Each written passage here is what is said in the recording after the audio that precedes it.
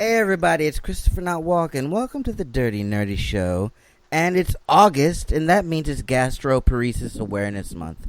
Now, the reason that we're so interested in Gastroparesis Awareness Month is because our very own producer, Katie Guillory, she has that condition, and so we want to raise awareness about it.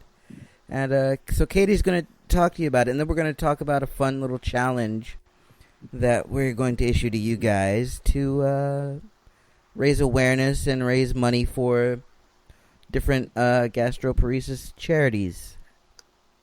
Yes. Yes, Queen. So, you didn't even tell me I could start, but I'm going to start anyway. So, Oh, that was totally your cue. Go ahead. So, gastroparesis literally translates to paralyzed stomach. So your food doesn't digest normally. So it can either digest really slow or it can digest really fast. So approximately 1 in 25 Americans, including children, suffer from gastroparesis. And it's also complicated to treat. So there are treatment options that include diet changes, certain surgical procedures, and in severe cases, nutritional support through feeding tubes or IV nutrition. So the most common cause of gastroparesis is diabetes. So it's not known that that's what causes it, but that's like one of the main factors. So there's also abdominal surgery, like gallbladder. So it can damage the vagus nerve, and it can become paralyzed, and it will be unable to perform digestion. So there's also idiopathic, which means there's no known cause, and it can be caused by something viral. So if it's caused by a virus, the GP may reverse itself over time, which is not very common.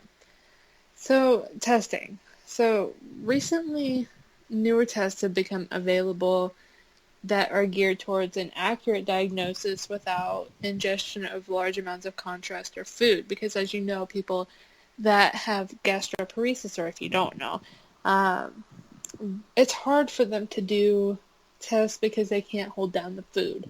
So as of April 6th of last year, the FDA approved of a new test for diagnosing gastroparesis called the gastric emptying breath test. So some of the common and not so common testing for it would be a gastric emptying study, which is where they give you food that has contrast in it, and you eat it, and then they watch it for either 2 hours, 4 hours, or some are like over a week period. So there's also endoscopy, electrogastrogram, smart pill, colonoscopy, upper GI, and pH probe. So, treatment options. Some people have severe symptoms, and it's hard to treat those. And some of those symptoms are nausea, vomiting, pain, and reflux. So, it doesn't treat the underlying causes which keep the stomach from digesting properly. And the FDA has been hesitant to approve drugs for motility out of fear of cardiac-related complications. Although studies have shown that it's not well substantiated. So Zolnorm was a medication that was pulled from the market even though only 0.1% out of 900,000 people experienced any side effects, which is far less than 3% who have complications from the commonly prescribed Reglan. Reglan is not a good drug in my opinion, but some people take it and some people are fine. So most people try to manage their GP through diet changes like the low FODMAP diet, which is a diet that has easy to digest foods. So people will eat 6 small meals a day of high calorie foods, which makes it easier on the stomach. So some patients can't even hold down small sips of fluid, while others do well on small pieces of fish, chicken, or potatoes. Now, if you get to a severe state in your gastroparesis, there is nutritional support. So due to the extreme nausea, vomiting, and pain, patients often experience severe malnutrition, weight loss, and dehydration. potassium tends to drop very quickly, which can lead to complications, including sudden cardiac death. Often, your calcium, iron, magnesium, and phosphorus will be affected also. So typically, vitamins and minerals aren't well tolerated orally, so supplementation is often difficult. Like, you can take daily vitamins all you want, but they don't digest very well. So some of the recommended diets don't work, and the patient can suffer from chronic malnutrition, and they'll do feedings through an IV line or a GJ tube, and that may be the only option for them. So there are two types of feeding. One is parenteral nutrition, and it's nutrition fed through the vein, commonly referred to as TPN, which is total parenteral nutrition. Then we also have enteral nutrition, which is nutrition fed through a feeding tube, which has been implanted into the stomach and or small bowel. And yeah, that's all I have to say about the information. Let's tell them a little bit about what you go through with it.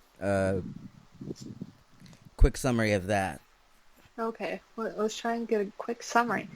I have multiple conditions, like health conditions, and gastroparesis has been one of them for a long time.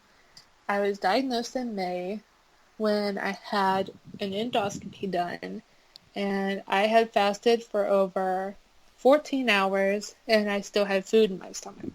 So they gave me a GES, and I was diagnosed. So I've had it. I go through flare-ups. My stomach hurts all the time, and I can't eat a lot of foods. I usually eat bagels or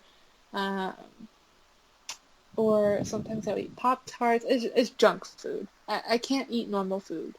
So I do that all the time. And even that stuff doesn't really agree with you most of the time. No, it doesn't. So I'm not going to give you my full story. Down below you can click on my link to my blog, and that has my full story. That way I don't have to be so I forget the word I used. Long-winded. Yeah. So you can check that out. And we also have Tell them about the challenge. Yeah, I was getting to that. So we have a challenge for you guys. And it's called Take a Bite for GP. Our wonderful admin on our support group on Facebook has over 9,000 people. And so she has on her blog, Take a Bite for GP. And it was inspired by the movement that the Cystic Fibrosis Foundation undertook and adapted to fit the needs of our community. So to get involved, you do a brief clip, recruit your friends, family members, your dogs, whoever you want. So medical professionals, the media, anyone else who's willing to join in the effort, and challenge them to create a video or a picture that'll help spread this campaign and increase awareness for gastroparesis.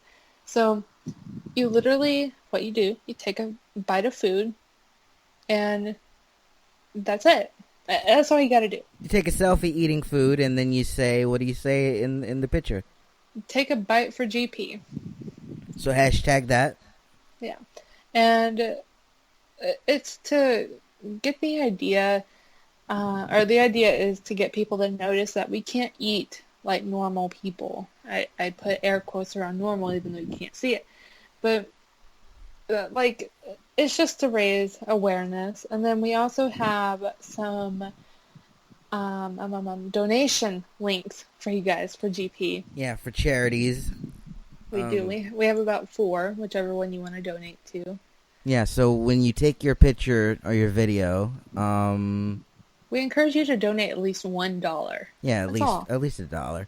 And if you can't, still, we would appreciate you taking a picture for us, and and send it to us. And when you do that, use the hashtag. What's the hashtag? Take a bite for GP. Use the hashtag Take a Bite for GP, and we will feature you on our next video. Well, maybe not our next video, but definitely on an upcoming video. Yeah. So we'll be covering this all month long, by the way. Yeah. Be sure to send it to our Twitters, our Facebook page. You can message us there. Email it to our business email. Right. Anywhere you want. Share it. I'm going to get Chris to send it to his doctor because that's the kind of person I am. Absolutely. So we want to get everyone in on it. People that are fans, people that aren't. Hopefully we gained a few from this video. Yeah, we do comedy videos about nerdy things. So if you're into that, you should definitely check out our other stuff. You should. We're going to have some Suicide Squad movie reviews. Just one. We're only reviewing it once, but yeah. That's what I meant. Yeah, so we're going to have that coming up at least August 5th or 6th. And, yeah. We got an interview with a wrestler coming up. We do. That's, I think, in the next month or so. Yeah, yep. And we got all sorts of exciting things. Allie's going to come back to play Cards Against Humanity eventually. We're going to do that. That's going to be great stuff. But, guys, we really want you to do the hashtag Take a Bite for GP. We do. Yeah, so do that. We know you have your phones out. We know you got your phones. Y'all playing Pokemon Go like every 5 minutes. So you guys are all also eating. So, I mean, it's the perfect combo. It's perfect. It's late at night. You want to just take a selfie and send it to us of eating. Yeah. And with the hashtag Take a Bite for GP. And, yeah, with that, I guess that's where we're going to end today's video.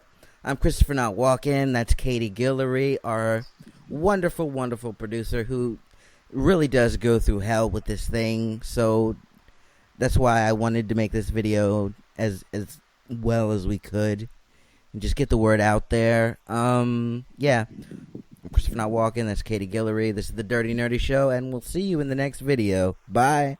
Bye.